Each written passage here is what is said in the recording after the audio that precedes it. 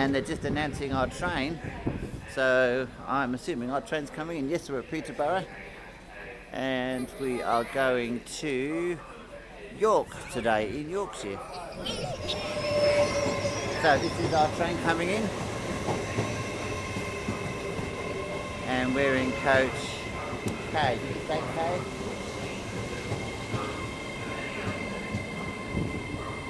Coach K on the train, and we get breakfast because we're going first class. So we've got a full English breakfast and croissants over there with free teas, hot chocolates, and outside the window we're going on our way to York.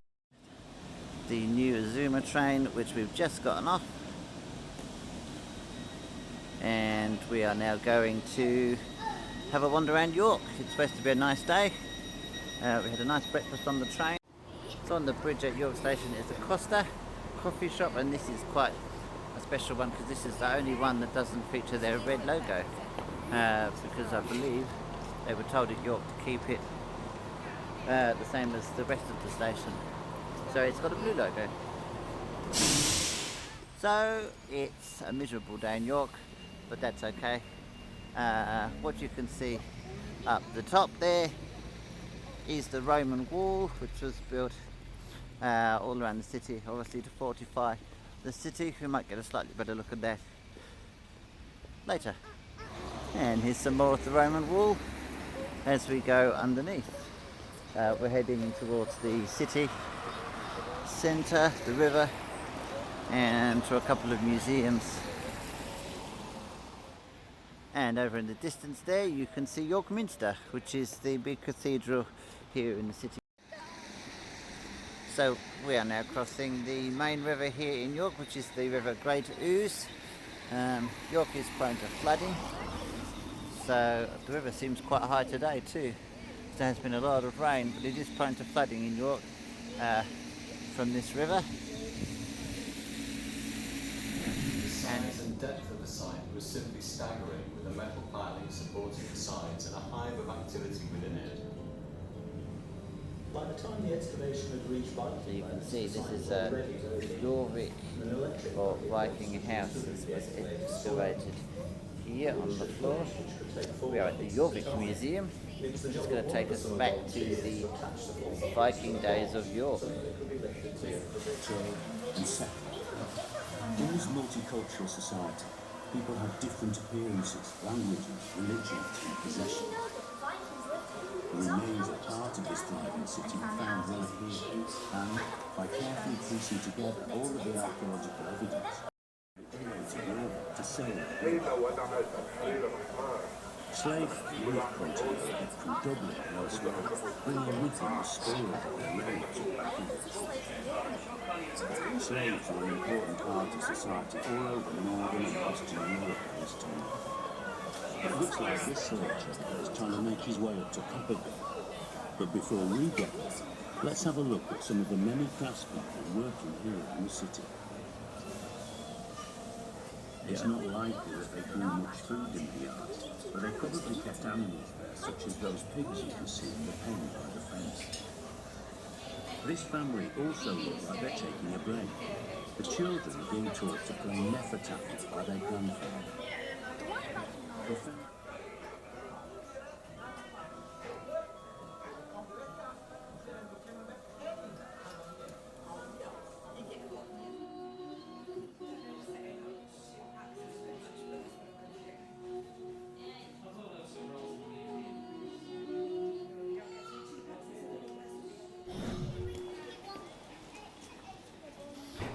So we've been to the Jorvik, now we're going to another museum, and we're in one of the... Okay, so our next destination here in York is the York Chocolate Story. So we're going to have a look at that next. York. These are some of the Japanese chocolates that you can get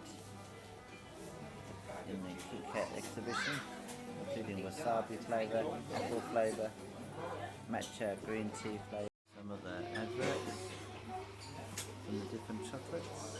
So Yorkie bar, then here, get that in England. And another English ad up here, Dawn French, advertising cherry chocolate orange sensations. I think.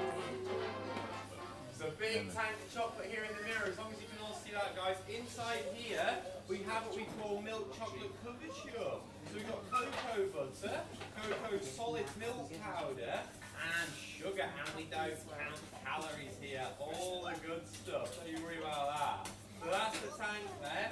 Here we are outside Betty's Tea Shop, which is where we're going to go hopefully for lunch and then have a look in the shop. Betty's Tea Rooms originated in Harrogate. And they have about 6 or 7 over Yorkshire now. And that is through the trees, York Minster. So we didn't go inside today because we've got a few other things we're going to do, but that's just a glimpse of the church, or cathedral should I say. The first train we can see is a Eurostar, which is one of the trains that takes you from London to Paris and Brussels. These trains are being retired with new trains coming on, and we'll be able to. So this train here is a Japanese bullet train. This is what they used to look like. I think they've got new ones since this came out. One of the largest locos in the collection here. It's a KF7 built in 1935. Here we can see a Class 20 locomotive. 2220 Evening Star, British Railways, and of course one of the fastest diesel trains in the world, the Intercity 125. Over here we've got George Stephenson's rocket, a replica of it, on the Manchester-Liverpool line, and then here the inner workings of a steam loco. Here we can see Coppernob. Comes from the Furnace Railway, 1846.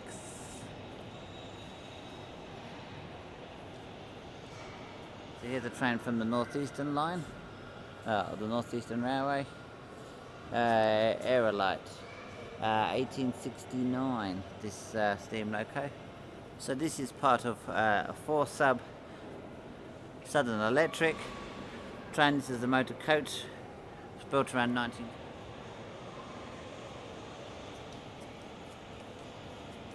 GWR diesel rail car.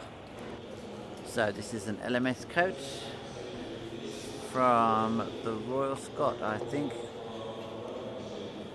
So over here we've got some more. We've got a Western D1023 in the corner, followed by a Deltic D9002, and then the first 2,000 horsepower diesel. That's a Class 37 D. And there we've got Mallard again.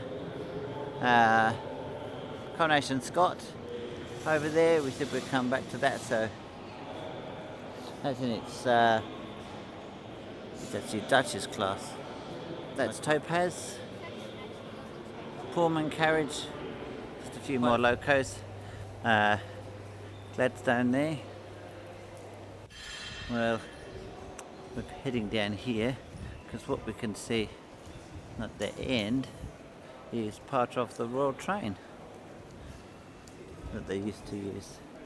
Don't think these carriages are in use. Slightly better view of the Royal Train,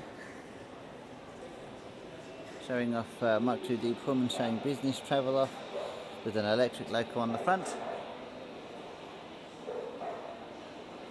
That's one of the more modern trains they've got here. And then down here you've got some freight stock on this side. And on this side you've got some older LMS coaches. So this is a really good museum here in York for the National Railway Museum, and it's free entry too. They suggest a £5 donation, but ultimately it is free. There's the old dining car. So we've got one more loco, and then we're going to head back to the station where we're going to get our train back home. 673, here it is. And we're now heading back to York railway station so we can get our train home. Alright, again. So we're heading back now to Stevenage on this train. So this is our linear service back to Stevenage. We're going first class again, so we get a meal on the train.